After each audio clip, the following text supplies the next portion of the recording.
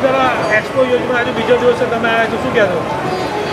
ગુજરાતનું મધ્યબિંદુ એટલે આણંદ શહેર ને ભારતીય જનતા પાર્ટીના મૃદુ ને મક્કમ મુખ્યમંત્રી શ્રી ભૂપેન્દ્રભાઈ પટેલે જ્યારે આણંદ શહેરને મહાનગરપાલિકા તરીકે જ્યારે જાહેર કર્યું ત્યારે ચોક્કસપણે માનવામાં આવે કે આણંદ મહાનગરપાલિકામાં રહેતા યુવાન આર્કિટેક્ટોએ આજે આણંદને એક નવી ઓળખ આપવા માટે એક ભારત વર્ષની કક્ષાનો એક ટ્રિપલ આઈડીના નામે ભેગા થઈને એક ખૂબ સરસ આ પ્રદર્શન કહી શકાય, એક એક્ઝિબિશન કહી શકાય એવો આ એક શો રાખ્યો છે, જેનાથી આણંદના આજુબાજુમાં જે નવા ડેવલપિંગો થઈ રહેવાના છે એમાં જે નવીનના નવીન જે સુવિધાઓ આપી શકાય એવા આર્કિટેક્ચર ક્ષેત્રે, બાંધકામ ક્ષેત્રે જે નવા સંશોધનો થયા છે એનું આજે ખૂબ સારો આ મેળાવડો લોકોની સમક્ષ મૂક્યો છે.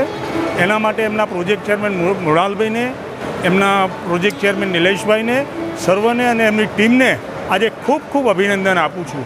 આજે મારો પોતાનો સ્વ અનુભવ કહું તો મેં ગાંધીનગરમાં બી મહાત્મા મંદિરમાં પણ આવા એક્સપો જોયા છે અને છેલ્લે 2024નો ભારત મંડપમ નવી દિલ્હી ખાતે પણ ઓલ ઇન્ડિયા આર્કિટેક્ચરનો પણ આવો શો જોયો છે.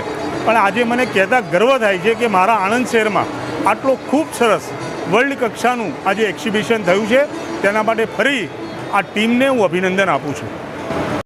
ગુજરાતના મધ્યબિંદુ આણંદ શહેરમાં આ ઉગતા આર્કિટેક્ચરોએ ભેગા થઈને ખૂબ સરસ આ પ્રદર્શન યોજ્યું છે.